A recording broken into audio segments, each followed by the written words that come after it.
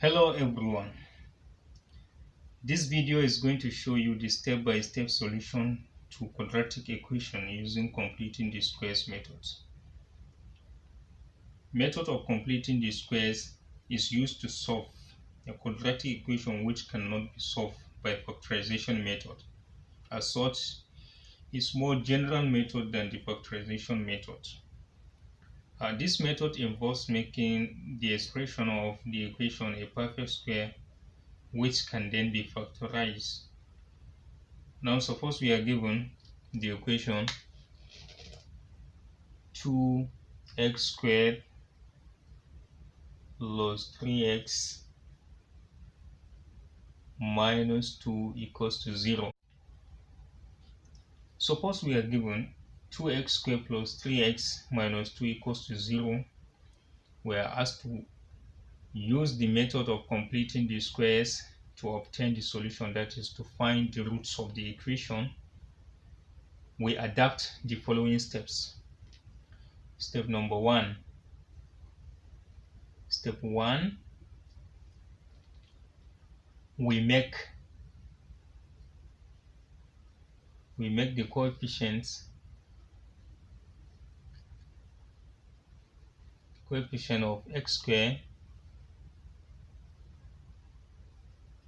unity. How do we make this coefficient of x squared unity? We know the coefficient of x squared here is 2. So how do we make the coefficient of x squared unity? Is by dividing it through by 2. So we now have 2x squared plus 3x minus 2 equals to 0. Dividing 2 by 2 by 2 by 2, it is clear that these 2 will take care of this, leaving us with x squared plus 3 over 2x minus, 2 here will cancel 2, leaving us with only 1 equals to 0. So step 2, we transfer the constant to right hand side.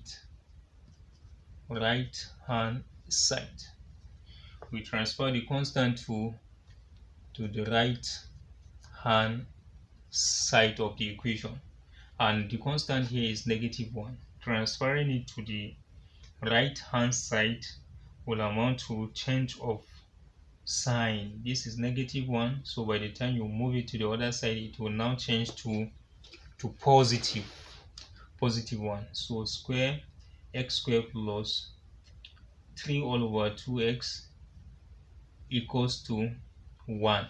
That's positive 1. Okay. Step number 3, we now take the half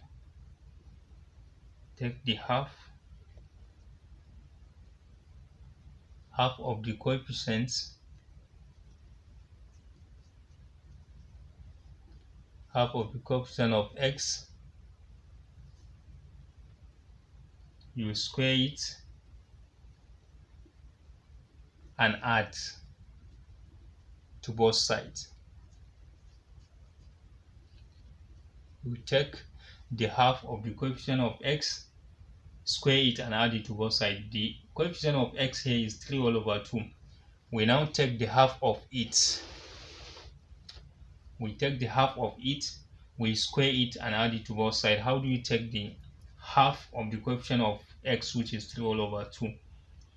So this equation is now going to change to x squared plus 3 all over 2x plus, taking the half of it, I now multiply 3 all over 2 by a half, 1 over 2 times 3 all over 2.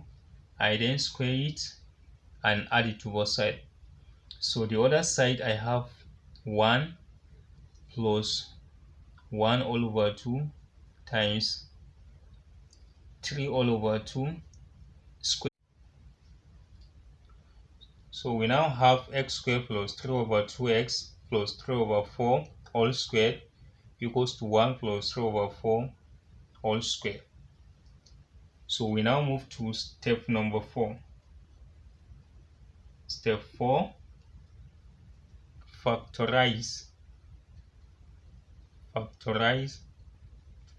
the left hand side. We now factorize the left hand side of the equation, which is this. So factorizing this one, I will just have to consider the first term and the last term. I will take x plus 3 all over 4. I will now square them equals to 1 plus, now 3 square is what? 3 square is 9. So I'll write 9. 4 square is what? 16. I will now write 16. So simplifying this further, I will now have 16 times 1, which is 16, plus 9 all over 16. So x plus 3 all over 4 all square gives us this. This is 9. Simplifying further, I will now have 16 plus 9, which is 25. This is 25 all over 16. So step number 5.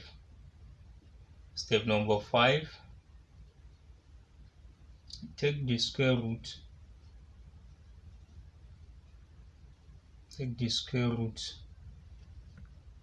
Of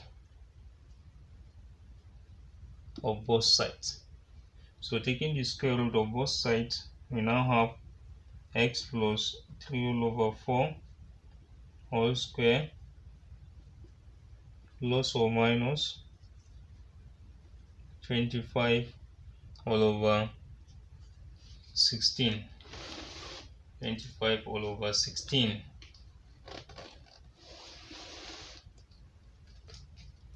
So square will take care of square root, leaving us with x plus 3 all over 4 equals to plus or minus the square root of 25 is 5, square root of 16 is 4. So to make x stand alone, or to make x subject, we now have x equals to, so transferring 3 over 4 to the other side, we now have negative 3 all over 4 plus or minus 5 all over 4. So we have common denominator. So therefore, the value of x, which is the root of the equation, is now equals to negative 3, negative 5, which is negative 8 all over 4, which is negative 2. Or the value of x is equals to negative 3 plus 5, which is the same thing as 2 all over 4, which is the same thing as 1 all over 2. Therefore, conclusively, the root of the equation is either x equals to negative 2 or x equals to 1 all over 2, which is the solution of the equation. Thank you very much.